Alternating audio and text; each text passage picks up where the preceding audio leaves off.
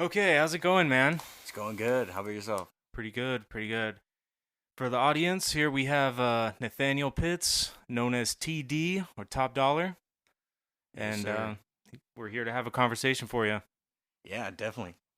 Yeah. So, I wanted to ask, what do you do? I mean, I know you from school and everything. Like, what do you do musically? I know you're in music. Yeah, definitely. So I produce. I got into it while I was in the Air Force a little bit.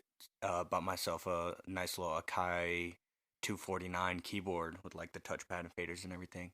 So I got into just producing and just now we're going to school for audio engineering. So Nice super producing. stoked So about you it. like help out other people, or Yeah. I make beats. I make a lot of beats. Hip hop, R&B, like reggaeton, what I can, and then promote them. But also, if I work with an artist, and I'll be like, hey, you might sound better on this type of beat, or maybe put some autotune or EQ your voice or something like that. yeah, Just kind of walk them through the steps because, not saying that they're not knowledgeable, but in some areas I might know more, so yeah. I it mean, helps. somebody knows how to play guitar really well, and they don't know how to record it. Right? You Yeah, know, exactly. So do you ever get pushback? Like people saying like, "No, fuck you." actually, no. I mean, I think like generally people want to be helped Yeah. unless they're like prideful, which is no issue in that. Obviously, you know more than me on that matter of subject. So you might want to hold that at a higher level. But no, yeah, no, typically I don't have anybody that would be like, "No, I know what I'm doing, screw you," kind of thing. Yeah. That's good. Yeah. I don't know what I would do in that situation. I'd be like, sorry. I don't know what I Sorry. do. I wanted this to be good too. Right.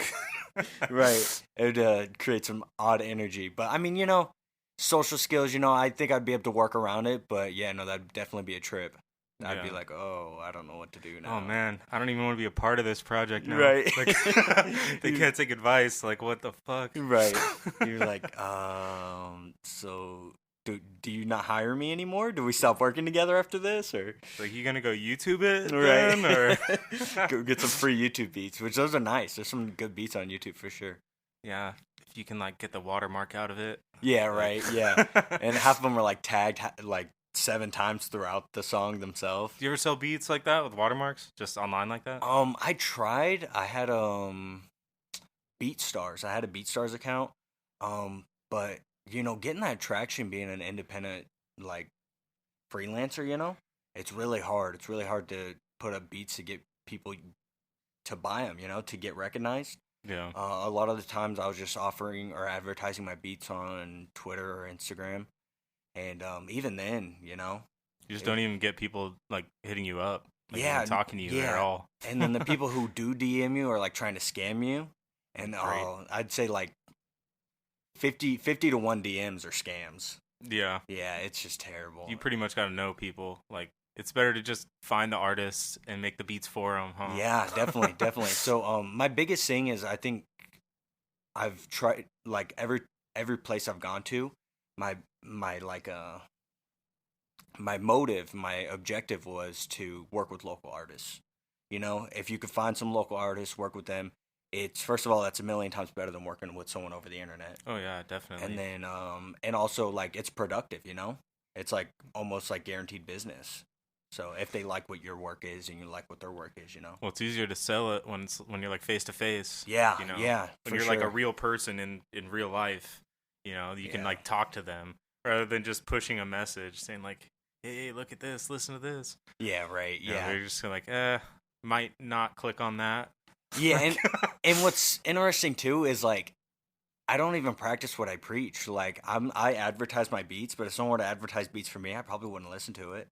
right, So it's right. like so you got this double standard that I hold, and it's just it's hard. It's really hard to do the internet business. Yeah, well, I mean, a lot of people don't look at it like that, especially when they're doing something in art or something. Like, they don't step back and look at it and like, hey, if I were seeing somebody doing the same thing I was doing, like, how would I feel about it? Right. Would Yeah. would I think this is fucking dumb? Would I think Right. this is boring? Would I think I'm trying too hard? You're Or right, like for what? sure. Yeah, it's tough. It's really tough to do the whole online business. So that's where I kind of geared it toward working with local artists or making FaceTime with people or even friends, getting them in the studio, because that's even better than working with someone across the internet. So even if your friend's not talented, you can make them sound good sometimes. So Yeah. yeah, it depends. It depends on what your skill set is. But yeah, that's where I kind of find my niche lately. That's cool, man. So like, what? Who's like the biggest person you're working with right now? Like, who's got the most potential? You think? I don't want to throw anyone under the Right. bus, but who are you excited about? There's actually my buddy.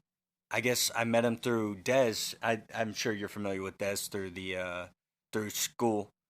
He introduced me with his buddy Cortland, and me and Cortland actually been working together. We're actually gonna be in the studio on Wednesday, and we created a song, and it sounds good. It sounds super good, but we can't release it yet because of I had a track that I thought was in the public domain, which the original was, but I sampled a cover, and the cover wasn't published until 2020 or 1926, so I have to wait a year for it to be free game, in the One public more domain. year? Yeah, Oh. or not even one more year, 6 months, Oh man. So, January 1st next year we can register it, and put it out. That's so nuts. Like the only public domain is coming from the 20s right now. Yeah, What kind of bullshit yeah. is that? And like half of those recordings are terrible. Oh, You yeah. like far and few in between. You can find some good ones, which I did. I found a nice one, and I'm super stoked about to release a song because, I've struggled. I've really struggled with creating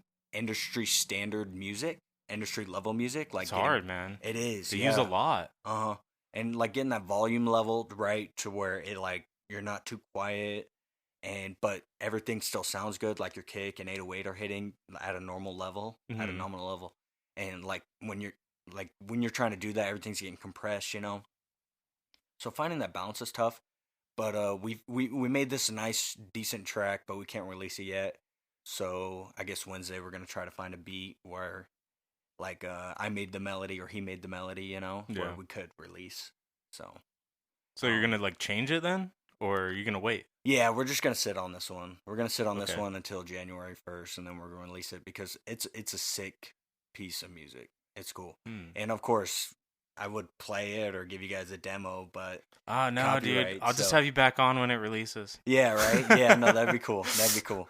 And then it sounds good. So coming up this Wednesday, maybe if we do a follow up interview or something like that, I'll tease some music for the legal stuff that we could tease. Yeah, sure, man. So you're still working with the same guys then, doing more music with them, or? Yeah, I had a buddy in the Air Force. His name was EJ, and he had beautiful vocals, but we kind of lost connection. He got out of the military, and then I tried to reach out to him, but I think possibly phone numbers changed or whatnot.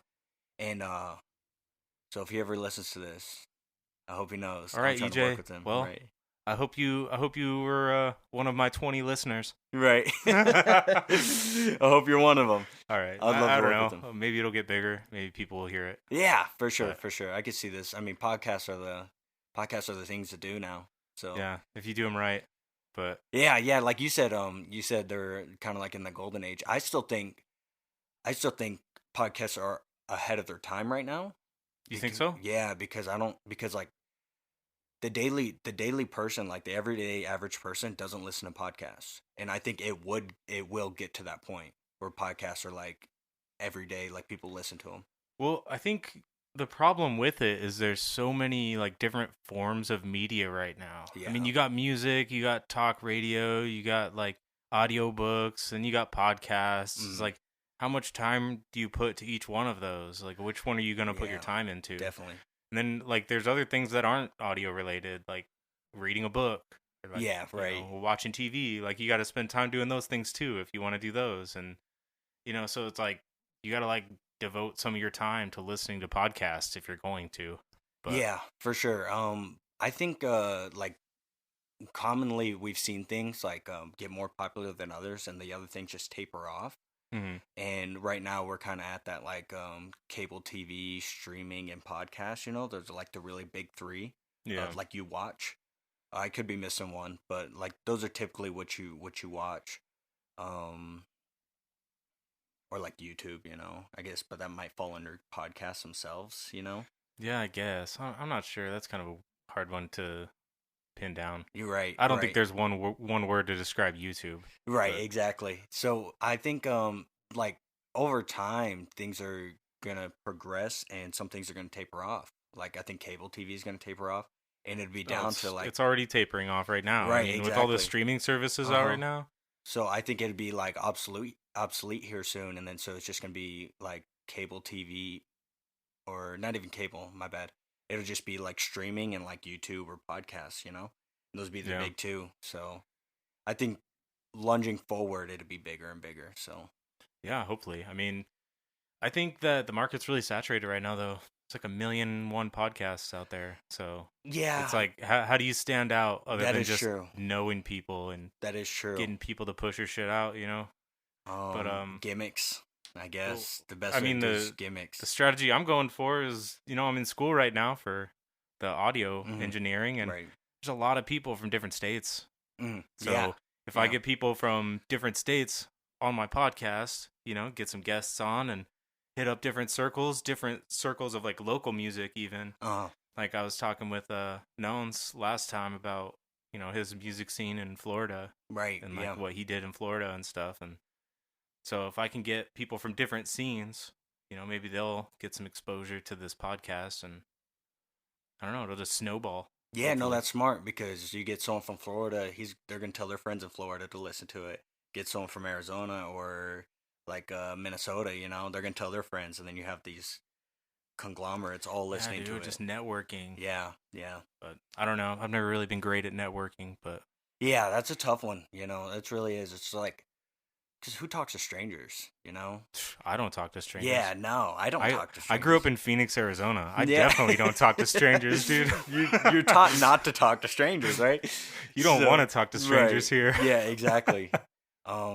So it's like, and the basis of networking is just being a friendly face and talking to strangers. I mean, I can talk. I know that much for a fact. Right, But right. I mean, I don't know like what I could do more as far as like making myself better at networking Mhm. other than just writing stuff down. Yeah, Like, I feel like that's my yeah. biggest weakness is I just never write anything down. So it's like tough for me to like come up like even when I was trying to schedule this podcast with you, I Right, thought I yeah. had somebody else scheduled. And I was like messaging you like, "Hey, are you free this other date?" And you're like, "So are we not doing it in a couple Right. days?" Are we not doing it on Sunday? I was like, "Oh shit, hold on." Right. Like I had to go back through my messages like, "Nope, we're good. Right. Sunday, got it." Yeah, that's I thought I was interviewing Riley. I thought I was getting Riley large, Oh yeah. but I'm going to get him next weekend. Oh yeah. So- No, he's smart. He knows a lot about the music. He's done a lot in the music. so Yeah, I'm excited to see what he has to say. See if he's Yeah. got any stories or anything. definitely. Yeah. No, he's definitely he's got a lot more experience than I do even. So it's cool. He'd be a good one. He'd be a good guest to have on here for sure. Yeah, I'm excited. It's gonna be cool. I already got it scheduled, so he's coming over next weekend. Yeah. We're gonna shoot. You got any crazy stories? Got any like weird shit that's happened to you from the music industry specifically? Not too much. I mean, I was stationed in Hickam, and I had some buddies that I'd record. Well, where is that? Hickam, Hawaii. So, Hawaii. Okay. Yeah. So I got to live in Hawaii for a little bit. Nice. That's cool. Yeah, it was beautiful. So Too bad you were in the military at the time. yeah, right. Yeah, I was messaging some friend on a little tangent here. I was messaging some friends. I was like, man, I'd love to go back to Hawaii and actually enjoy it. Like, Yeah, right. and actually like see, like, not have the stress of work or anything, and it'd be beautiful. I bet. But yeah, no. So I had some buddies, and we're recording and everything. Drinking some liquor, and we're just going on throughout the night, and then days pass, and didn't do anything with the recordings. It's just for fun. And then I was closing out my house in Hawaii, and I went upstairs, and I saw a hole in my closet where we'd record, and I was like, when did this hole get here? And it had to have been that night when we were recording in there. And I guess the person sitting in the seat, whoever we had in the booth, like leaned back and put a hole in my wall, and I never noticed it for like months. And I was like, oh man, we gotta stop. And then I was like, if I'm gonna record, everyone's got to be sober. That was like it. That was like, you know what? If we're gonna do this, we gotta have because the best recordings are sober. When people are in their Right. proper state of mind. I think that's subjective. For Well, I sure. mean, you get lazy when you drink. Yeah, That's how it goes. You're yeah. not. You don't have the discipline. You don't have the Mm, focus. Like, right. yeah, you're having way more fun, Uh-huh. sure, but it's like, yeah, you're not truly there. Definitely. Whether you're drunk or high or whatever. Well, Any those are two very different things, yeah. especially depending on what drug it is. High, that encompasses a lot of different mindsets. You think you can make your best recordings while you're I'm not saying you can make intoxicated? your best. I'm saying being drunk and being high are Okay. two very different things. See, I've only smoked marijuana once, and it was That's recently, interesting. and That is rare. yeah, and I hadn't done it in my whole life until like maybe like a month ago. Oh wow. Yeah, and then I was like, it was all right. I didn't really care for it. Yeah, But it's mild. right, It's really mild. yeah. So, But even then, I knew I wouldn't be able to make my best, or even decent while Yeah. I was like under the influence. So and well, what I've realized is like when I smoke, I feel more like focused. Like I can dial in on something and really put some discipline into it and say this is what I'm doing right now. yeah, And like I might be high, but it's like I'm not going to get distracted and say, "Oh, I need to do this too." And then I need to do this too. And then I need to Oh, also yeah? do this. Like when I'm high, I'm like, "Okay, this is what I'm doing." It's like putting blinders on. I'm just like, "All right."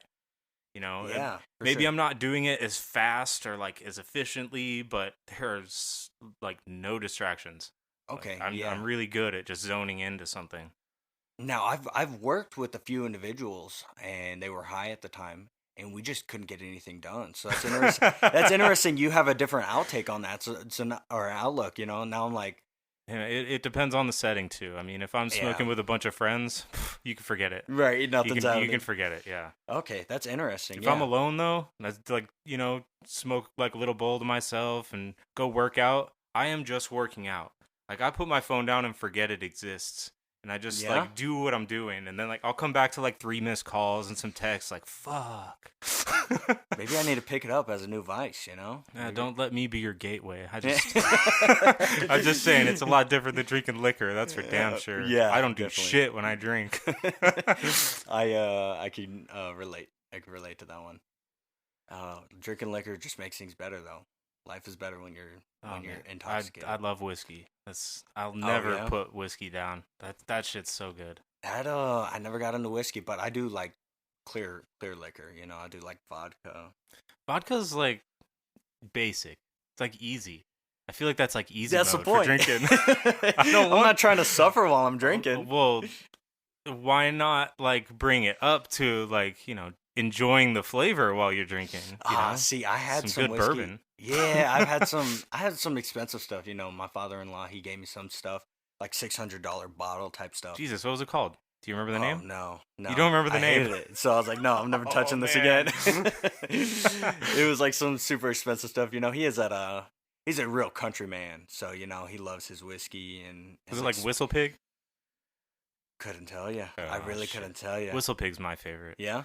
It's rye. It's not a bourbon, but it's really delicious. That shit's really expensive though. It's like $100 for the bottom tier, the bottom yeah, bottle, the lower and then it level, just huh? goes up from there. Oh, So, wow. like, I had some. It was like the Boss Hog. It's like 21 years aged. Yeah?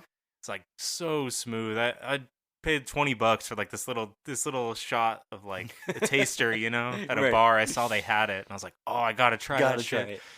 And yeah, it was really good. I don't know if it was worth $20 for one sip, Yeah, but right. I tried it. Yeah. And I'll- then, of I'll course, buy the a bottle. bar is definitely taxing on that themselves. So. As soon as I get rich, I'll get a bottle. Yeah, one day. No, something about whiskey, it slaps you. It slaps you harder than vodka for sure. Well, there's different ways to drink it. I mean, I usually put some water in it. Yeah, Whiskey watered down. and then Yeah, a little tried splash of that. like some room temperature water. Mhm. Just Yeah, I don't usually like ice too much, so I feel like when it gets cold, it covers up the flavor. It's not as okay. flavorful. when it's cold. So I don't even put whiskey in the freezer. I just put it right on the counter and leave it. Okay, yeah, I'm definitely white girl when I drink, chasing it, flavored vodka, Hey, I'm man, not trying to taste the alcohol at all. I'm just trying to have a good time. All right, whatever works, man. Right. I'm just trying to I'm guessing feel the effects. I'm guessing you don't smoke cigars. No, but I do enjoy. I used to smoke a little bit, cigarettes, like menthol cigarettes, Mm. and I did enjoy them. But that's you gotta taper that. Was that off, military? It was a little in the military, actually a little before. Oh, okay. As well. So I was gonna say I know a lot of people who started smoking when they joined the military. right, yeah, and rightfully so. You get extra breaks, man. You Yeah, get extra right. breaks. You get to go walk out to the smoke pit, Right, like yeah. not do anything for a little bit. It's definitely perks for smoking, which is weird. There's perks of smoking in the military, but you also you need something, the high stress, depending on your job. Yeah. You need that buzz during the day to I never smoked. yeah. I never got into cigarettes. All throughout my time in the Navy too. Yeah. I smoked cigars like a motherfucker though. Yeah, those are I 10 love times that. worse, right? No, I mean if you're talking about like nicotine content, yeah, but you don't inhale them. You're not bringing Yeah, that you shit just straight keep into it in your mouth, lungs, right? Yeah, it's like chewing tobacco or something, Right. Which I'm not saying that's safe, but it's the same. It gives you the same kind of buzz, It absorbs Gotcha. through your gums and your mouth, so it's mostly for flavor, I don't. Okay. I'm not trying to get the buzz, but it's so concentrated in your mouth that you have no choice. You're going to get the buzz. Gotcha. But I would get off at I worked nights a lot when I was in Maryland in the Navy.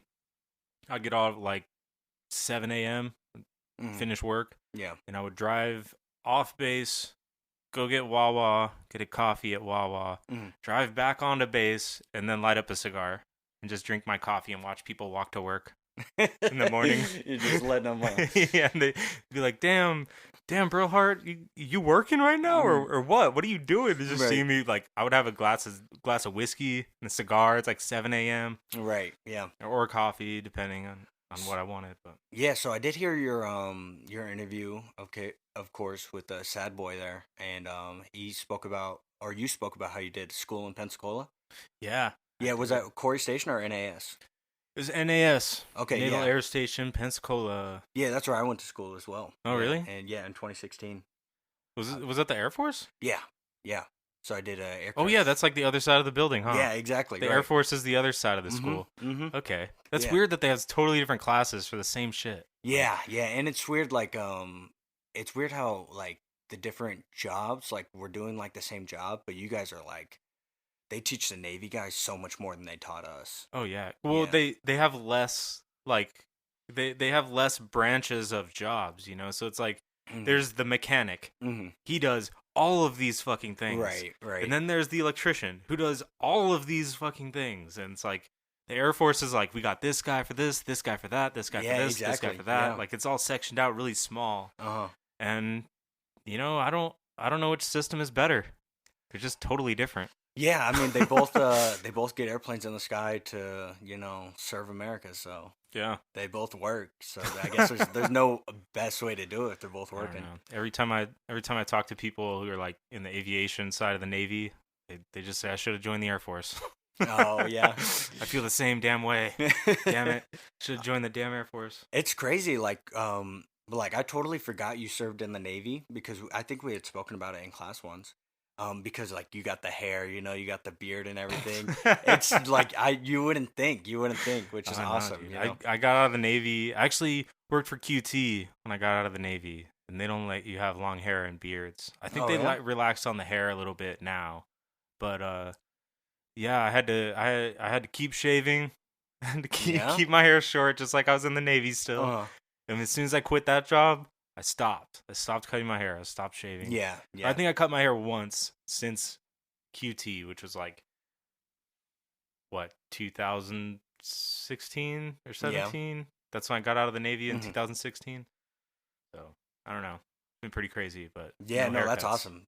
I'm all for just letting loose after the military. Yeah, man. I tried to have long hair once. And I was a freshman, or no, it was before that. I was in 8th grade or something, 7th or 8th grade. And I was just a piece of shit little kid, and I didn't like to fucking comb my hair. I didn't Right. take care of it. So it was just a mess, just a mop. It was just horrible. Yeah. And my mom was just always like in like shock. Like, why aren't you combing your hair? Like, what the fuck? Eventually I just shaved it off, just cut it off. Yeah. And, that was the last time I had long hair until I got out of the Navy, and now I'm just like, fuck it. Like, I'll take care of it. I'll do whatever it takes. I wanna grow this shit out. Yeah, definitely. I mean, you don't get hair for too much longer. No. Coming in your 50s and 60s. It's like I have like 10 more years before I look like my dad. You'd get like maybe possibly like a cul-de-sac hair, or just around the brim of your head, Well, my dad's got hair longer than mine, Yeah? but he's bald on top. Oh, man. So like he ties it back and everything. Like he's got the old man bald spot on the top there. Oh, but, yeah. what are you gonna do? I'm gonna have the same thing. Like I said, 10 more years. It's gonna start. I know it. Oh well. You just start receding. It actually doesn't go back. It starts back here. It Oh, starts yeah? in the back of my head, and it's gonna expand from the back. Yeah, like a virus. Hopefully, I can just cover it for a while. Pull the front of my hair back, but that's the goal. But Yeah. no. So you spoke about like managing a band. So I haven't touched into that world too much. It's kind of a gray area. Like, being a band manager of a local band specifically, there's not too much in the way of like duties. Like the duties I was doing is more like social media management and like promotion. And as far as booking shows, when I joined into the band as the manager, one of the guitarists, Dan, he was already booking shows. He had the connections to book shows, and he was already talking with everybody to book shows because they've been a band before I joined up. So he had all these connections, and he was fine booking shows. So he took that on, and that he just kept doing that. And I took over the social media pages, and I kind of just scheduled all their stuff out. I tried to keep everything on a schedule and try to get other people involved. If we need like videographers or photographer or anything, I kind of like would reach out, try to find other people we needed. But I don't know. You kind of just got to do what the band needs. Yeah. What are the parameters for being like a manager? Because like I said, I haven't touched into that world, but I mean, it might spark interest, and especially like being a producer, you're already working with the artist, and maybe that just might be the extra mile as a producer to help the artist be like, oh, I know this promoter or something like that, maybe I can link you guys or something. And I feel like those two jobs go hand in hand, producer and manager. Yeah. I feel like they would kind of like, cross over at some point. Yeah, I could see some skills crossing for sure. But as far as me being band manager, it's not like I like applied for a position and like, now I'm a band manager. It's like I kind of just gave myself that title based on what I was doing for the band. Like I was like, here's all the things I'm doing for you guys.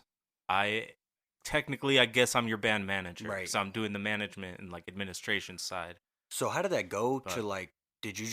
How'd you find the band to just be like, hey, do you guys need help? I've known Dan since high school. So I've known Dan since high school, and the singer Steven, I knew him in high school too. Okay. And they already knew their guitarist, the other guitarist, Luis. Luis is the one you met. He was doing the vocals for the intro. That's shout out to Luis. I know you're gonna listen to this. Probably not. But the three of them were like making music for a long time, and then when I got out of the Navy, I started going to their shows. They were in a band and they just got a new drummer, Attila. He was in the first episode. Okay. So Attila was their drummer, and then they just picked up a bass player, and I went to like their EP release show, and it was awesome. And I think I helped them sell merch at that show. Okay, cool. I helped them sell their merch, and I was like, you guys need to do more with your social media. Like I was just talking with them after, like at the party. There's like a EP release party at the end, and we're just shooting this shit, and I was just talking like, guys, I could do this shit for you. Like we could make this work. Right. And then like a week later, I don't know, I met up with them and just told them like, I really want to be your band manager, like officially. I want to get into it and like officially help you guys and be the sixth member of the band. The person that doesn't hold an instrument. I just want to be behind the scenes, like helping you guys out with whatever needs to be like done, you know. Cool. Yeah. And So that's interesting that just sparked your interest like that. You're just like, I want to be involved, you know? I want to be involved, and I want to like make things successful. You know, I want this band to fucking blow up and be huge and make a whole bunch of money, and you know, I want these guys to fucking tour the world and get Yeah. on stage, and you know, if I can make that happen, that'd be great. Yeah. Like I don't play guitar. Right. I don't sing metal vocals. I might be able to sing cleans if I really practiced and dedicated myself to it. Mm-hmm. You know, I don't play an instrument or nothing, but I want to be at these venues. I want to make these shows happen. I want to make bands like millions of dollars. I want Right. them to get rich. I want them Yeah. to be fucking successful. And like, I don't know how else to do that other than to just jump in and start doing shit for people. Yeah, for sure. I mean, they got to have like a level of like decent talent, of course, because you're not gonna dedicate your time to someone who's just like Yeah. bad, you know, or okay, you know. So they got to be pretty good. They got to be like, oh yeah, you know, these guys. I see something in these guys, or they can make it big, kind of thing. Oh man, it was crazy. I think one of the biggest problems I had with that band as far as like doing live shows and stuff is we were always like outclassing the people Yeah, at the show. yeah. We'd be put on a bill with these other bands and they would play like it would be metal, like yeah, and it would be pretty good. And then like my band would come on and it would be like super fucking loud and super clean and tight because these guys practice 3 times a week. That's like Wow. more than any local band I've ever heard Yeah. of. And so they went up there and just blew the fucking stage up with these super like tight riffs, Mhm. incredible vocals, and like everyone was just blown away. Yeah. And usually like the heaviness of the metal like was not at our level. So we'd come in after like 3 bands of doing like some thrash metal where they're singing clean vocals and doing some catchy riffs and stuff. Right. And we come in and blow the place up like we're Pantera. Right. And it's everyone's like, "What was that? Like what the fuck?" Yeah. You know, and then another thrash metal band has to go after us. Right. It's right. like, "Oh man. Like I'm sorry, guys." Sorry. So you just like got, we just changed the show. Right. Right. Like we would change shows constantly. Like it was interesting, but it's hard to get into a good bill, you know. Oh yeah, yeah. How was that like with because you know I might actually myself outside of the producer world, engineer world, I might be interested in being like an artist myself. So what is even the process of like getting? I know you said you don't really do much of the booking, but what is the process of like getting booked for a show or getting your name out there? How does that even work? I mean, some people use like promoters, especially in Okay. like local scenes. Mhm. You would talk to a promoter and tell them, "Hey, I have a set. Like, are there any shows, like local shows, where you got slots?" And you know, you got to find one specific to the genre because usually local promoters only stick to like one genre or right. something close to it. Mhm. And you know, they want to put out as much talent as they can into their shows. If they can fill up a show, they're making their venue owners happy. Right. You know, so if they can fill all the slots every time, they're good. They're always looking for new people. So, I would just say hit up promoters. They're going to be the ones that are going to help you out and get you into shows. What is the chance like if you want to do say you want to do like a baseline of 3 shows a week?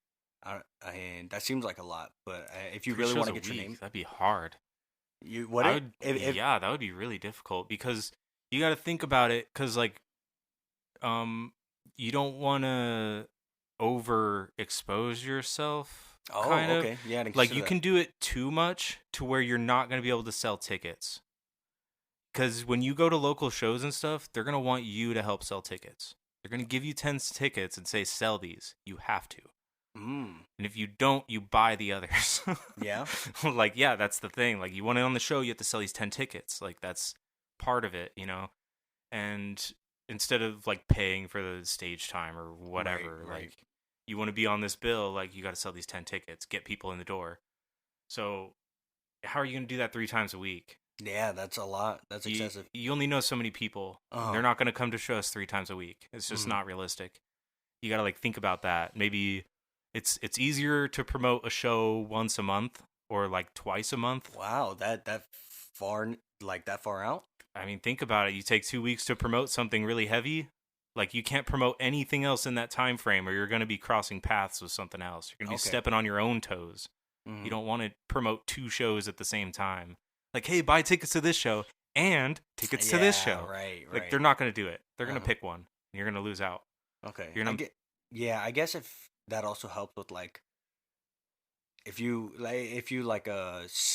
sit back and like build anticipation for people to see you, like, oh, I want to see him, I guess that might help sell your tickets better, especially if you're not like putting yourself out there every night. They're like, oh yeah, I saw him last week, so I don't want to yeah, see him that again. too. Yeah. That too. You just, you saturate yourself. Yeah. You put yourself out there so often. You're just like, I don't want to see that guy again. Like, I know what his set is going to sound like. Gotcha. Right. If you're playing, especially if you only got one set, you're doing it on the stage. Like, right. 3 times in a week. Like, Phoenix isn't that big. I don't know where you're planning on doing this, but I was thinking, well, I guess, and shows you how much I know about like performing.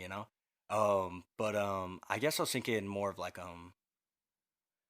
those cover bands, like those like Kiss cover bands. yeah, or, sure. Like, and I feel like they do shows often, Mhm. like at casinos or whatnot. And like Yeah. especially if you do like once a week at a different casino, like 3 casinos in a week, that sounds kind of normal. Well, good luck getting booked on those gigs. Yeah. It's kind of tough, man. Those are big shows. They pay money. Like, they pay money for the artist to be there. At casino It's gigs? not, yeah, it's not like the the dive bar down the street where it's like they got a live music show. Really? Like, that's where you got to start. You're Yeah? not starting in a casino. Oh, I thought you just like, especially like if you're like, You can try. I mean, you could try to hit them up. I've never tried to play. I've never tried to put my band in a casino because my band doesn't belong in a casino. But right. I don't know. Maybe they'll have like a local rap showcase or something, and they'll have a whole bunch of local artists. But that's not going to happen once a month. That'll happen maybe like a couple times a year. They'll have a Okay. local showcase. But I don't know. Starting at a casino would be you got to know somebody for that. Really? I'm So sure, like promoters I'm don't sure. even have access to casinos? Depends on the promoter. I mean, there's people in all sorts of positions, but Mm. if you want to get in the door and quickly and do shows like twice a month or once a month or something that frequent, you're going to be looking at doing shows in bars and clubs and Gotcha. smaller shows. Yeah. But if it's going to be entertainment at a casino, you probably have to be a cover band as well. Oh, right, right. And I guess that's where I was thinking more of like 3 times a week because you like if you go to I guess if you go to a casino, they'd be like every Wednesday we have the I don't know any cover bands. Well, I mean, they got to do like a show like every night, right? At casinos? Yeah. Do they do shows every night or? I mean, think so, almost. I'm not like a super expert on the subject. I'm going off of what I've learned and heard just being exposed to this industry. Right. But I've never, like I said, I've never like seen my band play at a casino, so I don't really have a lot of experience as far as booking a show at a casino. Right. I just think it looks impossible from my perspective, from where I'm at. It definitely looks like the gorilla, It looks like a big obstacle to overcome. I just don't know anybody with the tranquilizer. Right. I don't know anybody in that field. So. Don't even know how to even handle that type of. Yeah, that's animal. A new field for me. Right. But what is it? What does it take being like booking these shows and everything to get big? What is it? I mean, as far as your knowledge, big. I mean, of course you don't have the key. In metal, what it takes is right now for metal, it takes a label. Like for now, that's slowly shifting away. The labels are kind of floundering, trying to figure out how to make money off of streaming still. Yeah. I think they're doing a good job making money off of streaming. Yeah. But that's still changing. The industry is still fucking morphing around. Yeah. But as far as I know, in metal, it's really hard to promote yourself independently without a label behind you. because it's hard to get onto a tour without just straight up buying onto a tour. Well, see, I mean, I feel like that's the best way to do it. There's so many pros to buy onto a tour. I mean, sure, it's costly, but I mean, Oh the no, it's beneficial for the sure. amount of exposure you're getting has got to be phenomenal. Yeah, it's totally worth it. Yeah. We were never in a place to buy onto a tour because like I don't know, it takes a lot of upfront cash, Yeah. which we never really had. Like it'd be like $2,000 Do you? to But go do you buy make onto a money tour. on the tour? If you have enough merch, which takes another investment, another capital investment to buy all the T-shirts and Yeah. everything, like another grand we didn't have, Mm. So it's like if you bring like 4 tubs of T-shirts all with you, you can pay your money back, sure, but you got to invest it first. Do people buy Do people buy a lot of merch on by tours? It's probably like the merch is probably like tour shirts and not like individual band shirts, huh? Ah, man, I you're asking me these general questions, and I feel like I can only answer from one side. I only Oh know the yeah. metal scene. Oh okay. I only know the metal scene, so I can't really. And the metal scene is fucking weird Yeah. because people will buy things based on like the picture of your shirt, or they'll if you play like really well on stage, Mhm. they'll immediately go run over to your merch booth and buy a shirt. Really? Like, dude, that happens so much. Oh, It's I like, didn't know that. dude, I've never heard you guys. You guys are so badass. Like, how much are the t-shirts? The scene is Like, so supportive, then, huh? dude, the metal scene is like the metal scene. Like the fans are super supportive. That's crazy. If they like your music, they'll buy everything you have on that merch table. Like it happens so much, but like that's where you sell the merch. That's where the problem is. Like you don't sell merch like as much as live shows. Like nowhere else are you going to sell as much merch as a live show. I guess the question where I was getting to is so like you of course you need the capital investment to buy the Well, shirts. hold on, let me take it back. Nowhere else you're going to sell more shirts at a live show if you're a local band. Oh, right. If you're a bigger band, you can advertise your t-shirts over hundreds of websites and have them online. printed as they're ordered or Mhm. whatever. I don't know, but Mhm. as a smaller band, you're going to have to sell your merch at live shows, At which live means your shows. tour is going to be all merch money. So now, would you consider? Now, this is risky business. But if you have that much faith in your band, would you consider getting a loan, like loaning out like the tour investment, putting on a card or something like that, and also buying the shirts, and then being like, hey, we're gonna make it up on the tour for sure. Hey man, it's possible, but that's risky It is because risky business for sure. spending somebody else's money is always risky. Always, always. But I mean, It's possible. It's possible to make that money back. Would you It's also consider it? possible to fucking do really shitty and lose all your money. It's really possible for that to happen too. yeah, What's the other side of that coin? Yeah. It's fucking up a lot more than just the band. yeah, right. Like- yeah, putting yourself in debt. I mean, I've seen people do some crazy shit and like devote everything to a bit, like something, and it works. It turns out, and they're successful, and Mhm. like they go on and do what they want to do. Yeah. And then people fail. It happens more often than the other way. Yeah, that is true. That is true. Would you ever do anything like that as a band manager? Not right now. No, Going to school right now. that's true. But That's true. Right. I can't really go on tour Yeah, right now. Your time is devoted elsewhere. But I don't know. It's gotten pretty crazy. I have to see how the industry is gonna look after this whole pandemic thing, whatever you want to call it. Yeah. But yeah. Once we see how live shows and tours are gonna happen after that, I don't want to drop a huge amount of money on something if half the people are allowed to show up, or like less than half the people are allowed to 100%, show up, right. and they're all boxed in little boxes and they Mhm. can't get close to the stage. And what kind of metal show is that? Yeah, I wouldn't even want to Like- go to a show where I can't throw arms in a mosh pit. I wouldn't want to. Yeah. And you know what's so crazy is people will say like, oh well, you gotta go anyways to support the venue and the bands.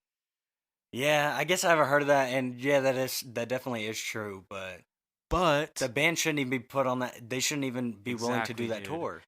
tour. my argument to that would be, don't Damn, I just lost my train of thought. But oh yeah, it's when you buy into that and you're supporting the venues doing that, and you're supporting all of the managers that say this is okay, we can still make money. Like you're perpetuating that behavior. It's gonna keep doing that. They're never gonna stop. Yeah. And now the bands are suffering, and the concerts are never gonna be the same if that is allowed to continue. Yeah, that quickly draws away from the music and straight into the money. Yeah. That quickly changes focus. So you almost have to just say like, I'm not gonna go because that's not the experience I want. Yeah. And if you lose money, change it. Yeah. Bring back the experience, and I'll pay for it. For sure. As a band, I don't even think that'd be a smart move to do a show where you can't be the band, you know? Yeah. I don't know how to feel about that. You know, it's really hard to say like, oh man, I would never do a show like that. But it's like, if that's the only shows that ever happen anymore. Yeah. You know, like where do you go from there? Are you just never going to do shows ananymore? Right. You know? Online shows or oh man, the online streaming shows. Right. That was like a pandemic in itself. That was I was never a fan of that. I was never a fan of that. That's cool. That's different outlooks that you're giving me, cuz you know, I don't go into this world, you know. I just make beats, try to network with artists and sell my beats. So where'd you start then? How'd you start doing this? It was really just a hobby, you know. Actually, at my first duty station at Fairchild Air Force Base in Washington, you know, I started writing raps, you know, and you know, it's kind of hard to get in the rap game as like a suburban white kid in the military. Right? And so I was just writing raps just for fun, you know. But I enjoyed it. And you know, I didn't talk about it openly because you know, the world's brutal. They expect the best. Right. You say something, oh, let me hear what you got then, rapper. Yeah, right. Like... they want to hear what you got, or the other side of the coin is like you're a laughing stock, you know. Yeah. So I really kept it to myself, you know. I didn't advertise myself. Nothing wrong with that though. Yeah, no, and I mean, I've always been really weird about my craft because I never put out anything that's below my standard, and I think my standard's really high. That's why you probably won't find a lot of my music out because it's weird, I gotta perfect it, which is not the right mindset to be. It's hard to break yourself that. Yeah, and that you need to get out of that because you need to release music, whether it's okay. It's not okay to release mediocre, but it's okay to put out music and grow. So I'm definitely gearing toward that.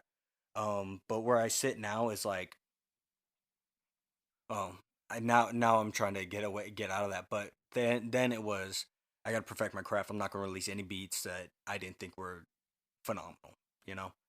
So I started writing raps, you know, and of course I didn't do anything with it. And then I got to Hickam Air Force Base, and I decided to make beats. You know, I was like, no, I've always wanted to do a little. And everyone starts the same way. Everyone's like, I want to get one of those drum pads, and I want to tap my fingers on it. One of those launch pads, right? Yeah. Everyone's like, I want an MPC. I want a touchpad. I want to do the drums. And I was like, I want that. That was me, you know. Yeah. I want to get one of those. So I ended up buying this. I had too much money, you know. In the military, you get. I hate to say it because you don't, but you do. You get paid a lot. But you don't get paid a lot at the same time. It's really weird. You get things paid for you. Yeah. And then they give you money. Right. It's like it's such a strange thing because you get paid minimum wage, but since things are paid for you, you have excess money, you know? So I had a lot of money to throw away. I went in the Guitar Center and I was like, hey, tell me what I should buy. And they told me and I bought it and took it home, built my own studio. And I was like, I got FL Studio. I got it, and this is a funny story on its own. I got it from a buddy, and it was just, I didn't even see, he sold it to me. I bought the computer from him with it on there. You know, I didn't buy the program or anything. Okay. And so I bought the computer from him, and I didn't even see the computer beforehand. So when I got it in my possession, I gave him the money, you know, and he gave me the computer like a week after. You know, super, but we worked together, so I trusted him. Of course, yeah. Right.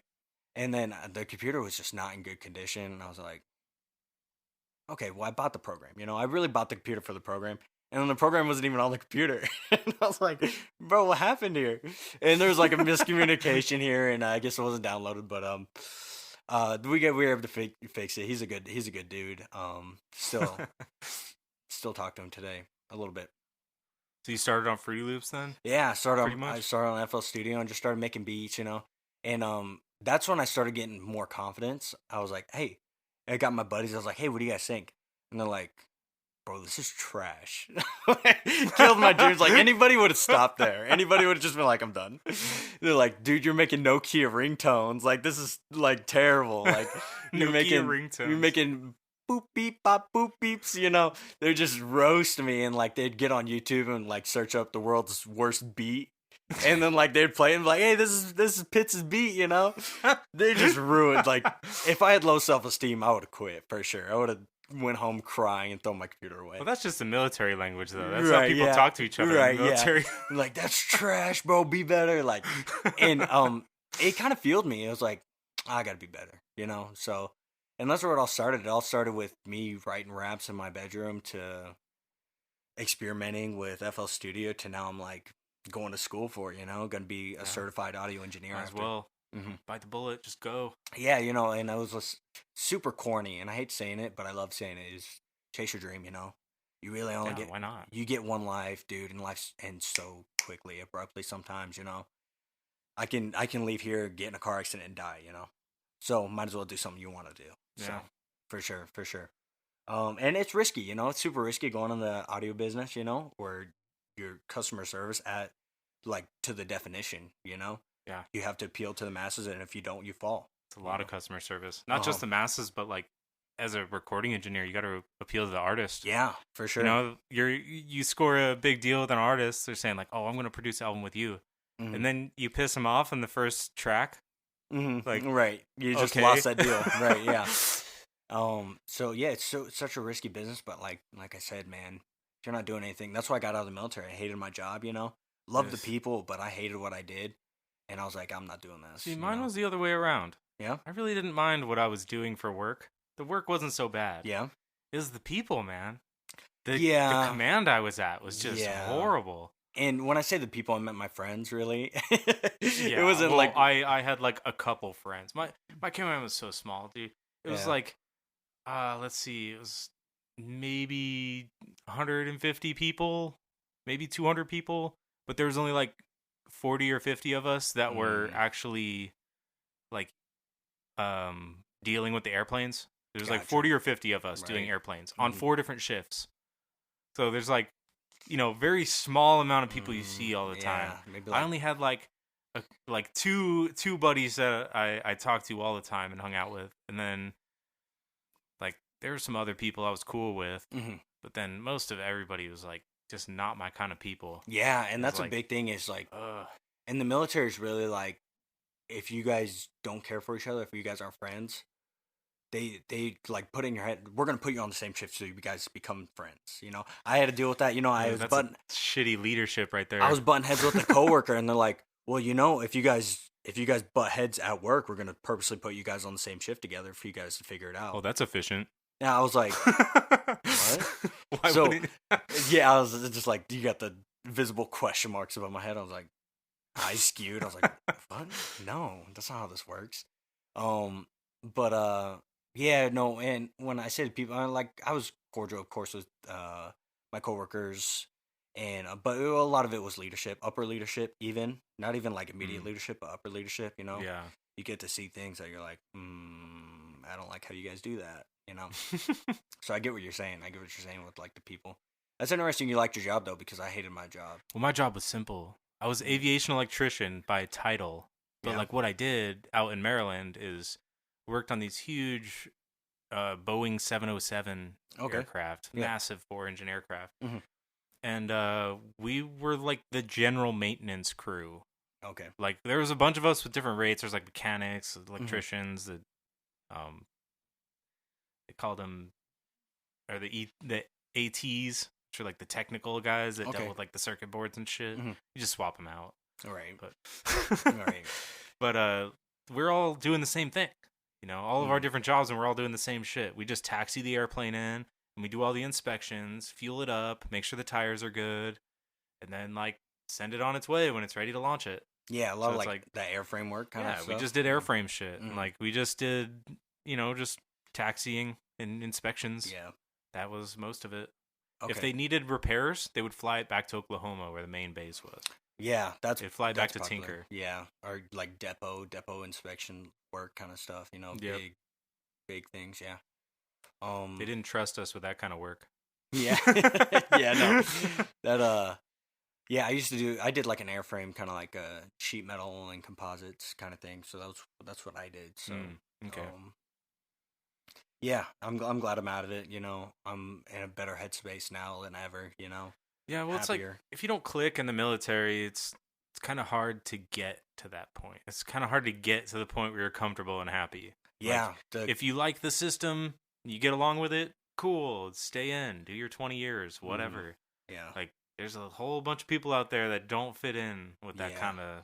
Well, when you get in, you're trapped, though. That's the thing. Like, you're stuck. You Yeah. have to go through with it. You have to do it now.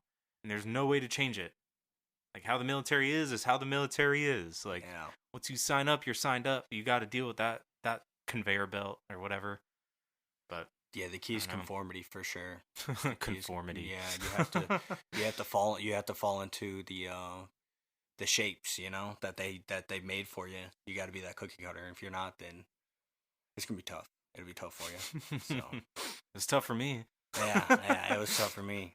I because I had one of my OICs, lieutenant, and Air Force officer ranks are different, but Yeah. he was like an O2, and he had me stand at attention, and he was like, "No, you're cocky and arrogant. You're you're just going off of me one day," and I was like, "Yeah, I'm done. I'm doing my 4 years and I'm getting out. This is the moment. Yeah, right. This is like, sure. And because I don't know, call it an attitude problem or something like that. But I had a lot of confidence, I always carried myself with a lot of confidence, and they don't really like that. They don't. They want you to fall in line. You Yeah. know? So, and I can't say that's a very blanket statement. I can't say that because some leadership, they want you to have that open mindedness. They want you to bring different things to the table, and they might excel with you having that mindset, and they prefer it. But most, they want you to just fall in line, read the script, follow the dotted So, lines. does the Air Force have like what's the advancement like? Is it a multiple choice test? Yeah, it's you take a multiple choice test, and then Fucking nuts. That's fucking crazy to me, dude. yeah, there's no board or anything. There's no. So there's not. It's a multiple choice test, like 170 questions or something, right? Yeah, it was big, and Yeah. you have your EPR, which was your. I know, because my wife is in the Navy. I know- Currently? she was. Oh, was. Yeah, okay. yeah. She her rating exam, Yeah. which. Or I don't know if that's the proper term, but you get graded. You have that little grading. It's like a rubric. review. Yeah, and then it might give you points on your test or something like that. Well, it gives you more. It doesn't give you points on the test per se, but that grade you get on that review is weighted in your overall advancement score. Like, Okay, yeah. If you get outstandings, Yeah. on all of them, then you're great. You're doing good. Yeah, that's impossible. Yeah, right. Unless you suck some dick. You're right. Yeah. You gotta you gotta definitely be that brown sniffer there. But yeah, no. So we have a similar thing in EPR. If baseline is 3, if you get a 4 or 5, and then the commander approves it. Like I got all 5s. I was at brown nose. I was there, bro. And that was what's crazy is like when it came to work, you couldn't tell me anything. I was unstoppable. But when it came to like personality, I was just doing school in the military. I was doing it all. I got my associates. So on paper, oh yeah, I was that guy. Yeah. But when it came to who I was, they didn't like me. So I got all 5s, and when the commander rated me, I got a 3. So the guy who never knew me, didn't even know my name, didn't even know who I was. He gave me a 3. So if you get a 4 or 5, I had a little tangent there. Shows you how sour I am. But if you get a 4 or 5, they give you points to your test, and then you take that multiple choice test, and then it's weighted with your EPR. And then Yeah, it's kind of the same. In the if you make Navy. the cutoff, then you get. It just blows my mind how like you could just guess on every one of those questions and get 100%, and then you're advanced to the next rank. Yeah, I think that'd be pretty tough though if you're guessing. I mean, you gotta have a Dude, general knowledge. the people I've seen get promoted Yeah. blows my mind, man. Dude, Well, the what was people, the promotion rate? It had to have been pretty high. it was Then. low, man. I was Really? the same rate as this dude. It was Yeah. like 20% or something, which I guess is kind of high, like compared to the others, I which were guess. like 2% or Right. 3%. But like, you 20% advancement rate. So 20% of the people taking this test are going to be advanced no Right. matter what, you know? So, dude, it's just, oh man, it's, you just see people that fail every single day in the command. Everything they touch, it explodes. Yeah. Everything they fucking pick up, it gets broken. You know, you don't even want them to tell them to empty the shit out of the plane. Because you know they're gonna tip the cart over and fucking splash it all over the airfield. Water. True story, Yeah. dude. the It blue happens. juice everywhere. And this guy, the same dude, gets promoted. Like, we took the same test, and he got promoted because he answered more questions right. So now all of a sudden he's a higher rank than me. He tells you what to do, and he could. Yeah. I just refused. Yeah. I refused to listen to that motherfucker. Dude, there was one time he came up to me and he asked me, he said, "Hey, Brillhart, I don't think the other guys respect me. How would I make them respect me?" How would I make them respect me? How are you? Oh man, how did you get promoted, man? How did you get this far? We need some leadership training in the military, man, because there is zero. Yeah, well, they just expect you to lead when you get promoted. The Air Force did pretty well. They went. You had to attend ALS, Airman Leadership School. So you had to attend there, and then they gave you decent pointers and tips, you know. And you had to if you made rank. Even like if you're E4 and you've been in long enough, you had to go. I think it starts at E2 or E6, no, E5 in the Navy. Yeah. Petty Officer Second Class, they give you like some little tiny short course or whatever. Yeah, and it isn't long. And so when you get to E6, that's when they put you through an actual class, leadership class. Like that takes a day or two or something. And then, you know, getting to Chief, that's a little different. That's like a week long. I don't know. They call it Hell Week, but I don't know. Yeah, I'm familiar with it. I doubt it's comparable to what the SEALs do. Right. Yeah, no, that Chiefs Week I heard is Chief Week. That's what it's called, not Hell Week. Chief Week. Yeah, Chiefs Week. What am I talking about? It's been a while. Yeah, right. You don't even need to know the lingo anymore. You're well over that. Fuck that. I'm getting into the sound now. I gotta know, right? You know, sound terms. Right. But yeah, this school it's a blessing. It's crazy on how much we're learning. I didn't think, you know, I'm not trying to promote the school, you know. So I don't care. Promote it. I'm not getting paid to promote, so I'm not getting paid. But, right. You know, but it's crazy on how much we're learning. And you know, it's funny because I didn't do my research on the school. I got GI Bill. I'm just gonna throw my money at it. Hopefully I do good in school, you know? That's what I did. I didn't research anything, and I did a little bit, but it wasn't as much as I should have, you know? Yeah. And I just started at 10, and now I'm going through it. I'm like, wow, we're really learning this? This is awesome. Yeah. Audio business, you know? I was like, wow, I didn't even think we would learn this. Dude, wait till we get to like broadcasting. It's gonna be nuts. Yeah. It's gonna be crazy. I'm just super grateful that they're in depth with everything, and they're teaching us more than, you know, probably the normal curriculum would teach, you know? I feel like the curriculum is really unique. It's like they pieced it together based on what you should know. Yeah. Or like what you should be capable of doing, you know. Definitely. They based it more on what you on like the physical work and what you're going to be doing in the industry rather than teaching you all the bits of knowledge about this and then this and then this. Like they're giving you the real world experience in the school. Yeah. I can respect that. I think it's pretty badass. Yeah, it definitely feels that way. It definitely feels that way that they're definitely grooming us to that real life experiences, what we're gonna see. So for sure. Yeah, man, I'm excited to keep going. Yeah, I'm excelling in these audio business classes, and I'm just like because I'm just eating it up. I love it so much.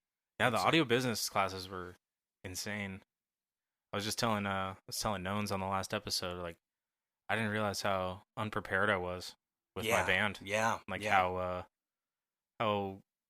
how much work it really takes to get everything copyrighted, and more than just work, it takes money. It takes hundreds of dollars to get your songs copyrighted. Yeah, If that was the thing. I didn't even know how to copyright. I thought that was like something like only labels had. And then this sounds weird. This shows you my inexperience. I thought that was like a label thing, you know? I yeah, thought you had to have someone like official to be able to copyright your song, you know? no, you just gotta send it in. Yeah, right? And it's that easy. You just send it in, pay the fee, and then it's yours. It's It's almost your like they piece. don't want you to know that.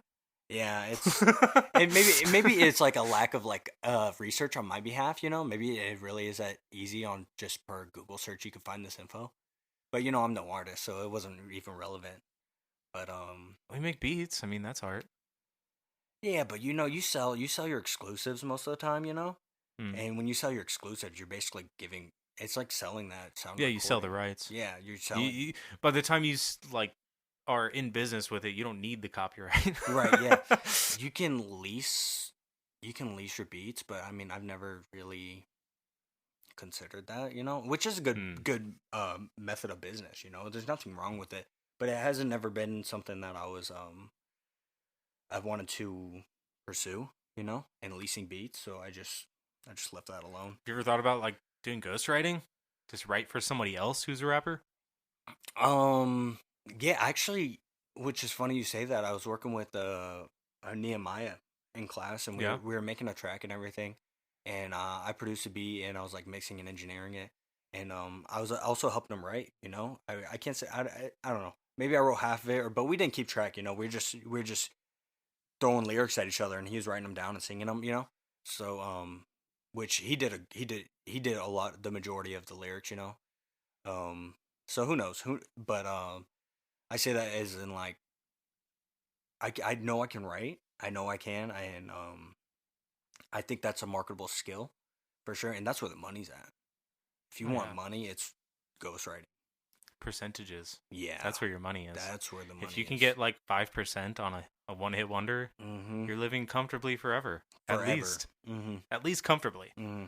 So it's like you had I think his name was Quentin Miller. He goes for Drake, you know. And what's cool about that is like the Who? discreet Quentin Miller. Yeah, right. Exactly. My bad. It went over my head. Yeah. Exactly. So, and the best thing about ghostwriting is if you want the money but you don't want the fame or the spotlight, Yeah. you can maintain like keep that discreet. You know, you can live your normal life but have money in the bank. Yeah. Eh, Unfortunately, if this podcast goes big, I've got no choice. Yeah, yeah.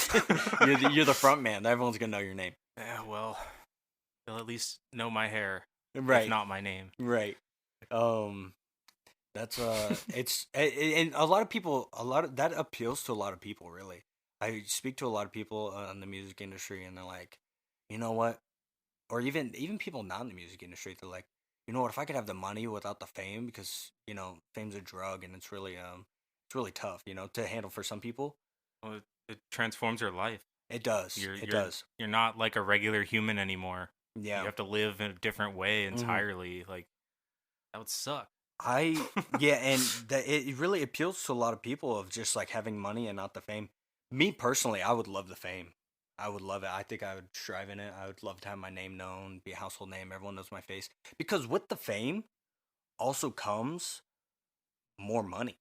Your face, just your face. You can market your body. You can market your face. You know, and that's way more money. Like Kylie Jenner, you know. Oh yeah, for sure. So and when it comes with the fame, you can get sponsorships and everything. So with fame equals more money, and that's why I would want the fame because you could build, you know. And when you're just ghostwriting, you know, you're just living discreet, which is you're still comfortable, you know. And maybe it's just a greed aspect, but you know, with the fame, you get more money. That's why I would want to be in that position, for sure. Well, I feel like once you have a certain amount of money from just doing art, like Hmm. what's stopping you from investing and doing more of those? Racking up more points, more of those percentages. Yeah, that's true. Just keep going. Yeah. So if you don't stop and you just keep helping, I mean, even if you're not ghostwriting, or if you go from ghostwriting to like helping people produce, Hmm. you can get a point on You could. for rights for Right. the profit. So Get those percentages for yeah, sure. just get a couple percent on each song you help produce. You know, Like after a while, like you're gonna be racking in some money. You don't have to be famous to be rich. You don't. And you can get out of the music industry too. Fucking buy a burger chain. Right, yeah. Go to Wendy's, get a franchise, you know. Yeah, no, you could do that. There's definitely options. There's definitely options to expand your wealth without putting your face out there. Yeah. So, and that's cool. I think that also helps the audience here, you know, to hear that. Yeah, for sure. You don't gotta be that face. I think it definitely would help, you know, having that face out there, because you see the face. If you can correlate the name with the face, you're good. You're doing good. Yeah. So, and that's. Then you gotta have like 2 cell phones. And you gotta like, you know, have security on But your that'd be house, so like awesome. monitored security, and Selling out stadiums, you know. oh, dude, I'd love to walk on a stage full of, you know, full stadium. Walk onto that stage, even if I wasn't doing anything. Yeah, Quentin Miller. I don't think he could do that. You know, Just replace the mic. right? Yeah, just be the sound guy. No, like I don't know, just with the fame, like the lights, you know, that whole like Hollywood dream, you know, that's so appealing to me. I don't know what it is, and you know, it's with fame, you know, and you see the horror stories unravel in front of you. You know, you see people like the fame get into people's head, and they just like go off the deep end, which is really sad. But no, that I don't know, it's not frightening enough for me. The cons don't outweigh the pros to me, which is having that fame. Well, I feel like you have to.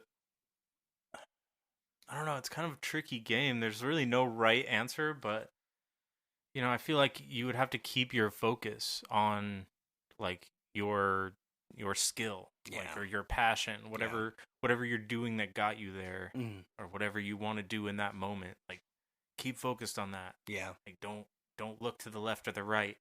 Don't see how many people are watching you do it. Right. Yeah. It's gonna get to your head because you know you start influencing people when you're so famous, and once you really get a hold of that and like start thinking like, oh, well, if I can influence people, then I can do this, and I can make them do that, and then I can say this, and everybody will do that. Like, I feel like that's where most people go off the deep end. Yeah, it gets to your head, and you're like, oh, I'm untouchable, you know, kind of thing, you know.